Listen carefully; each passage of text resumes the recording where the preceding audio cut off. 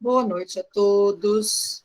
Bem-vindos a mais uma quinta-feira de Evangelho no Lar da nossa FEMEL.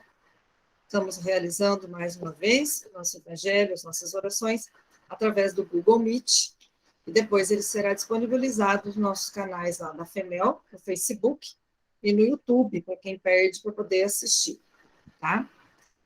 Para a gente começar a fazer o nosso estudo de hoje, vamos lembrar, quem não pegou a água, dá tempo de colocar a água fluidificar, né?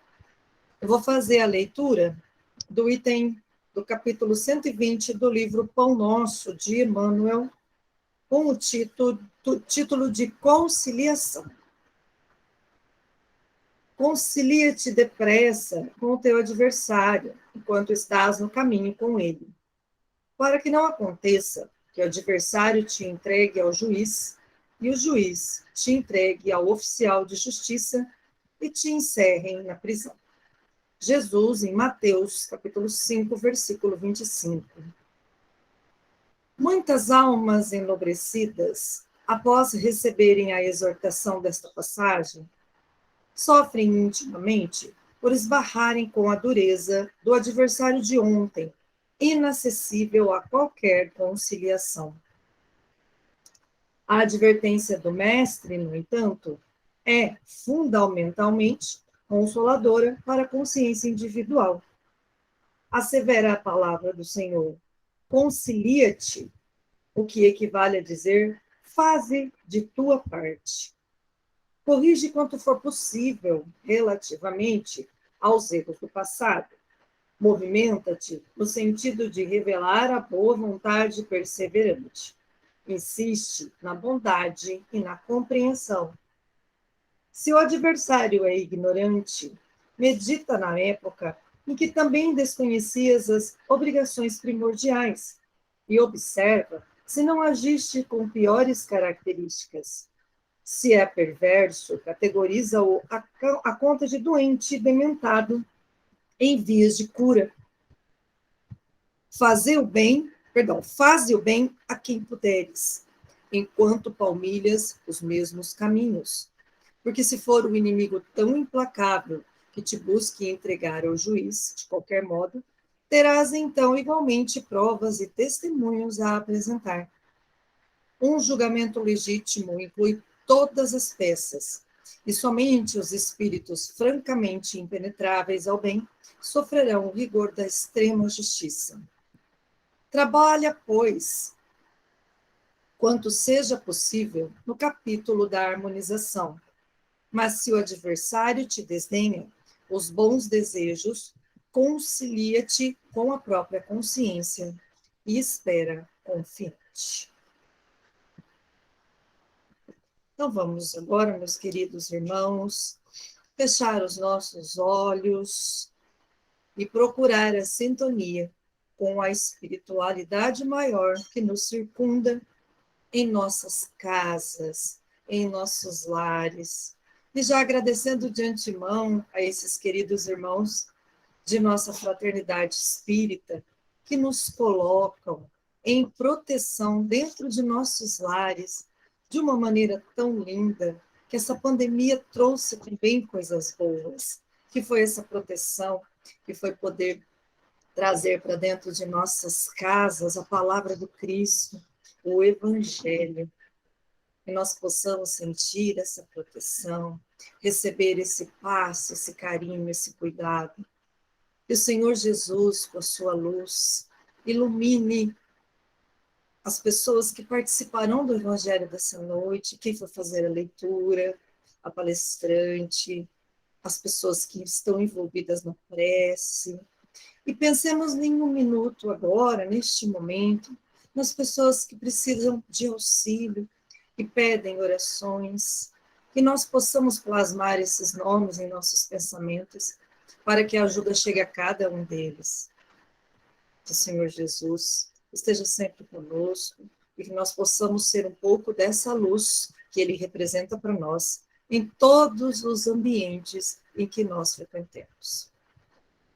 Que assim seja. Meus queridos, essa noite, então, nós vamos ter Quem gosta de acompanhar com o Evangelho, a leitura será do capítulo 18, os itens 6 a 9. Nem todos os que dizem Senhor, Senhor entrarão no reino dos céus. Tá bom? Quem vai fazer a nossa leitura da noite é o nosso irmão Paulo, e na sequência a nossa irmã Meire fará as explicações do Evangelho. Paulo, por favor. Boa noite a todos. Nem todo que me diz Senhor, Senhor, entrará no reino dos céus, mas sim o que faz a vontade de meu Pai, que está nos céus, esse entrará no reino dos céus. Muitos me dirão, naquele dia, Senhor, Senhor, não é assim que profetizamos em teu nome, e em teu nome expelimos demônios, e em teu nome obramos muitos prodígios? Eu então lhes direi, em voz bem inteligível, pois eu nunca vos conheci. Apartai-vos de mim, os que obrais a iniquidade. Todo aquele, pois, que ouve essas minhas palavras e as observa, será comparado ao homem sábio, que edificou a sua casa sobre a rocha. E veio a chuva, e transbordaram os rios, e assopraram os ventos, e combateram aquela casa, e ela não caiu, porque estava fundada sobre a rocha. E todo o que ouve essas minhas palavras e não as observa, será comparado ao homem insensato, que edificou a sua casa sobre a areia. E veio a chuva, e transbordaram os rios, e assopraram os ventos, e combateram aquela casa, e ela caiu, e foi grande a sua ruína. Naquele, pois, que quebrar um desses mínimos mandamentos, e que assim ensinar aos homens, será chamado muito pequeno no reino dos céus. Mas o que os aguardar e ensinar a guardá-los, esse será reputado grande no reino dos céus. Todos os que confessam a missão de Jesus dizem, Senhor, Senhor, mas de que vale chamá-lo mestre ou senhor, quando não seguem os seus preceitos? São cristãos esses que o honram através de atos exteriores de devoção e, ao mesmo tempo, sacrificam no altar do egoísmo, do orgulho, da cupidez e de todas as paixões? São seus discípulos esses que passam os dias a rezar e não se tornam melhores, nem mais caridosos, nem mais indulgentes para com seus semelhantes? Não, porque a semelhança das formas pode impor-se aos homens, mas não a Deus. Meire. Bom, boa noite a todos. Sempre agradecendo a oportunidade, né, de estar mais uma vez aqui com vocês, trabalhando mais um tema do Evangelho, mas que nos leva sempre a estudar, né, a aprender um pouco mais. Por isso que eu agradeço a oportunidade. Bom, essa lição, ela me chama muito a atenção, pois todo dia nós falamos, Senhor, Senhor, todo dia nós rogamos, todo dia nós suplicamos, mas não são todos os dias que nós vivenciamos o seu Evangelho. Jesus transmitiu os seus ensinamentos de forma muito clara, porém a clareza das suas lições, dos seus ensinamentos, foi para quem compreendeu o sentido e a essência, né, desses ensinamentos. Analisamos, por exemplo, né, a importância dos seus ensinamentos quando ele nos diz: quando caiu a chuva, os rios transbordaram, sopraram os ventos e sobre a casa ela não caiu, ela não ruiu, por estar edificada na rocha. A que casa ele se refere? Não é a casa de pedra, é a nossa casa mental. Tantas tempestades morais temos enfrentado, tantas dores, tantas lutas, por não vivenciarmos e não compreendermos o Evangelho de Jesus. E muitas vezes nós fazemos aquilo que os fariseus também fizeram, né? Trazemos as palavras nos lábios, mas não no coração. Aí, quando a dor chega, é a tempestade. E a dor, ela vem sempre para remover essas energias, né, das nossas entranhas, as energias enfermas e mórbidas que foram elencadas no nosso contexto perispiritual, né, no nosso corpo espiritual, perispiritual, justamente pelas nossas má inclinações, pelas nossas condutas, né? E esse processo da dor faz parte dessa organização genética perispiritual para que nós possamos retirar essas energias enfermas, né? Aliviar aquilo, tirar do nosso perispírito essas energias mórbidas, saná-las dentro de nós e passarmos para o nosso corpo físico e assim saná-las, né? Geralmente dentro, né, do nosso perispírito, tirar essas manchas, né, essas energias negativas do nosso perispírito. E quando essa dor chega, nós nos abalamos, né? As nossas estruturas são abaladas, porque até hoje nós não compreendemos a dor como um processo de educação. E não existe educação sem dor.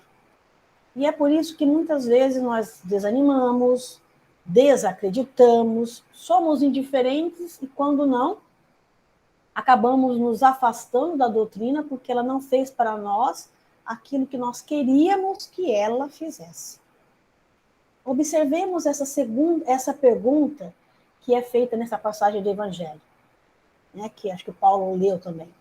Senhor, não profetizamos, isto é, não ensinamos em teu nome?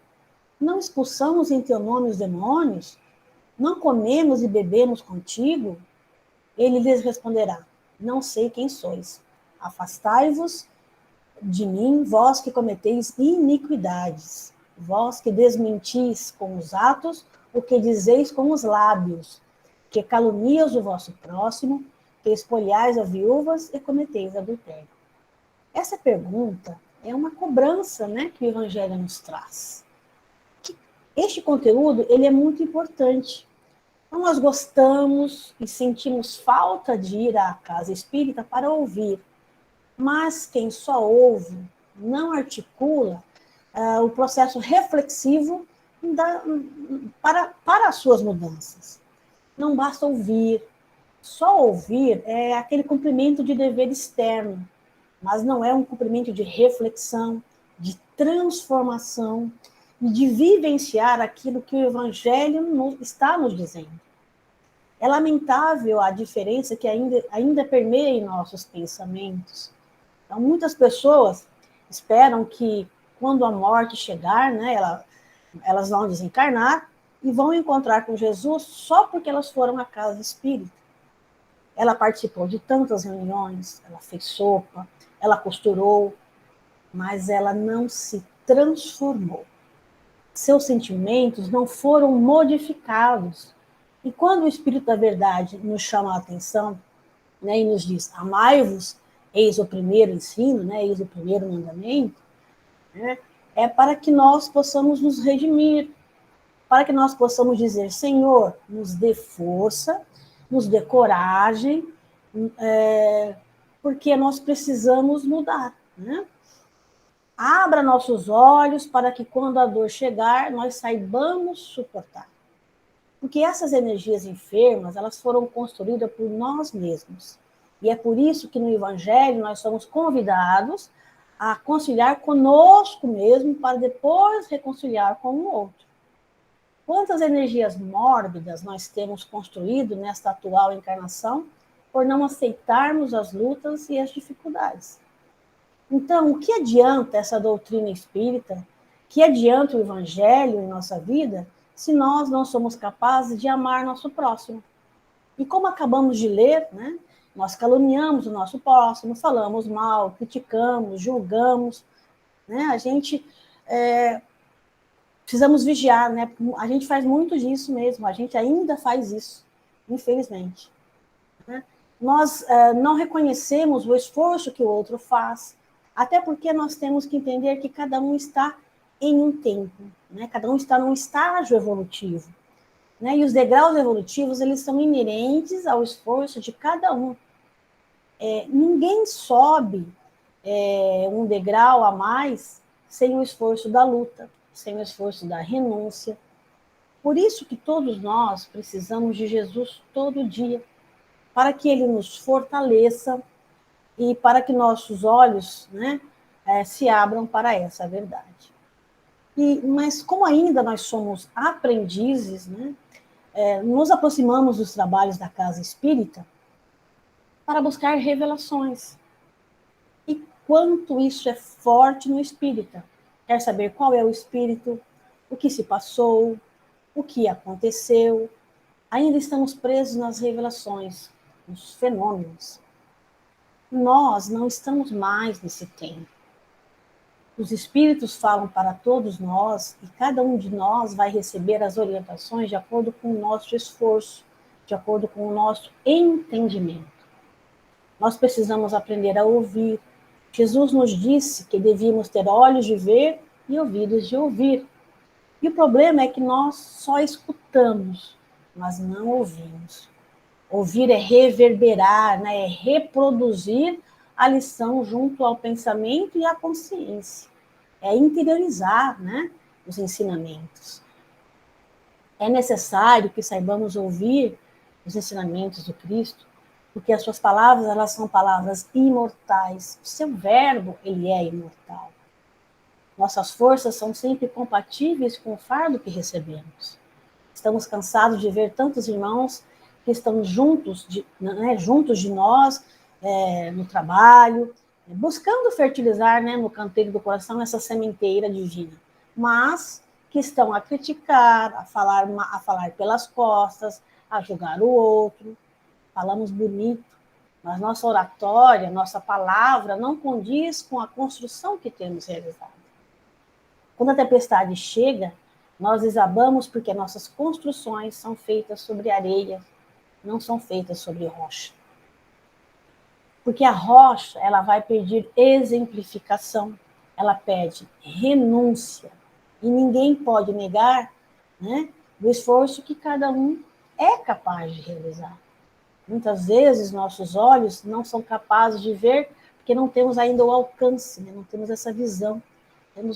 A nossa visão ainda não tem o alcance necessário. Então, é perfeitamente compreensível o que o Evangelho quer nos chamar a atenção na frase: nem todos que dizem Senhor, Senhor, entrarão no reino dos céus. Nós estamos sendo iludidos por nós mesmos. Vivemos mergulhados numa capa, numa ilusão de que somos bons, que temos o conhecimento. Fazemos até citações. Emmanuel fala isso, o Evangelho fala aquilo. Contudo, não fala para mim, só fala para o outro. Né? Nós entramos agora em um processo de grande reflexão, onde nós somos convidados a efetivar em nós grandes mudanças. Precisamos entender que nós temos que ser homens de fé. E o que é ter fé? Fé é ter solidez em todas as experiências que vivenciamos e alimentar nisso a confiança da fé. E aí nós vamos observar que o homem de fé não são aqueles que têm palavras bonitas e que demonstram entusiasmo. Porque muitas vezes nós achamos que quanto mais bonitas, né, são as palavras, né, quanto mais bonitas são as palavras que uma pessoa fala, quanto mais entusiasta, né, quanto mais entusiasmo ela coloca nessa, né, que a pessoa coloca nas palavras, maior é o seu conhecimento e sua fé. E isso não é verdade. Mas quem é esse homem de fé, então? Esse homem de fé são aqueles que são portadores da atenção ao próximo, da boa vontade, são aqueles que vivenciam as lições de Jesus, examinando todo o seu conteúdo espiritual para que possam aplicá-lo no seu esforço diário. Essa é a grande diferença. Não é só ouvir, é interiorizar, né, é aplicar, é vivenciar no nosso dia a dia. E esse esforço diário, ele demanda luta, ele demanda tempo, né? E estamos em uma época de exemplificação. Nós estamos na época da firmeza, né, da nossa fé. Nós estamos em uma época em que a gente precisa respeitar uns aos outros e consolidar em nós esse pensamento de que eu sou um espírito e estou aprendendo a todo instante nessa nossa caminhada evolutiva. A firmeza da fé vai consolidar em nós a edificação de uma vida mais saudável, mais estável, e nós seremos capazes de vivenciar tudo aquilo que nós estamos sendo convidados a passar, especialmente nessa hora. Então, o homem de fé é aquele que entende que todos os serviços, tudo aquilo que lhe for oferecido é sagrado, é indispensável. Dessa forma, não podemos nos vincular a um único tipo de ação ou de serviço. A reencarnação nos coloca em várias posições durante o nosso contexto evolutivo, para que nós possamos aprender. E cada servidor, cada um de nós, temos uma tarefa a cumprir. Cada inteligência, cada individualidade se caracteriza por aquilo que lhe é próprio. Cada um pensa e adquire uma característica vibratória que lhe é própria, devido que às suas construções ou, né, a não construção. É necessário a compreensão de que cada um de nós que está no mundo foi reservado um trabalho a realizar, e que este trabalho é inerente à condição espiritual né, de cada um de nós. E todos nós somos iguais diante de Deus, porém, somos todos iguais, porém, com oportunidades diferentes. Assim, não adianta nós querermos fatigar, cansar, para fazer aquilo que nós não, né, que não está pronto em nós ainda. E se somos todos iguais diante de Deus, isso mostra a nossa condição de criaturas que estamos a caminho e que todos temos uma só paternidade. É necessário, então, aprender a vivermos uns com os outros harmoniosamente, respeitando em cada um as suas diferenças. E nós todos temos diferenças. Diferenças evolutivas, diferenças de sentimentos, temos olhares diferentes, e tudo isso faz parte da nossa evolução, do esforço diário que cada um vem buscando para vivenciar o Evangelho de Jesus. E se você quiser perguntar para você mesmo se você está melhorando, se pergunte: tenho perdoado as ofensas que eu provoquei no outro?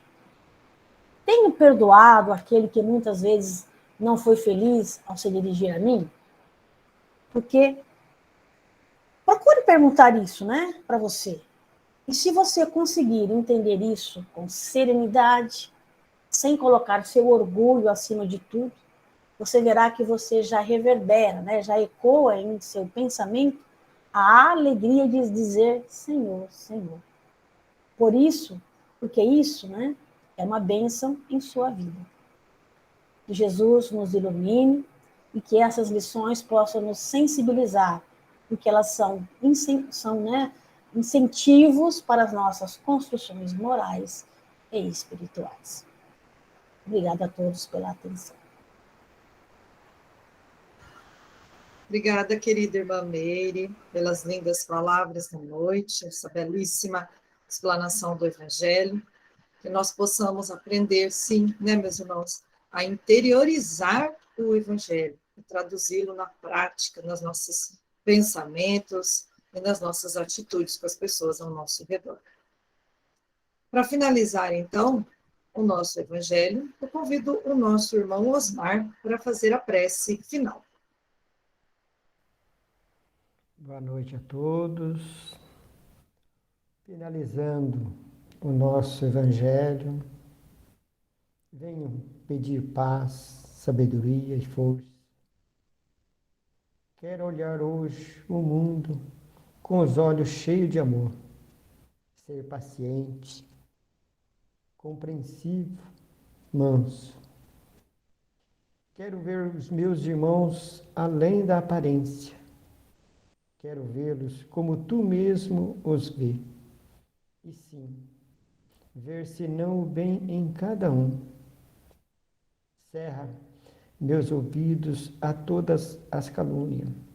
Guarda minha língua de toda maldade. Que só a bênção se enche o meu espírito. Diante de tua beleza, Senhor, revelo o meu agradecimento. Que tenhamos uma noite maravilhosa, com a graça de Deus. Que assim seja, Senhor. Obrigado, Osmar, pela nossa prece. Antes da gente se despedir, queria lembrar que estamos entrando em novembro, né? E nós teremos atendimento do nosso irmão Manolo, no dia 14 de novembro, que é o segundo domingo de novembro, aí, antes do feriado, que vai ser na segunda, dia 15. No dia 14 de novembro, segundo domingo do mês, teremos o atendimento do Manolo, como a gente já fez da outra vez, presencial, tomando todas as medidas lá, né, de segurança por causa da Covid-19. Agradeço, então, a presença de todos, todas, e a gente se vê, então, na próxima quinta-feira, em mais um Evangelho no Lar.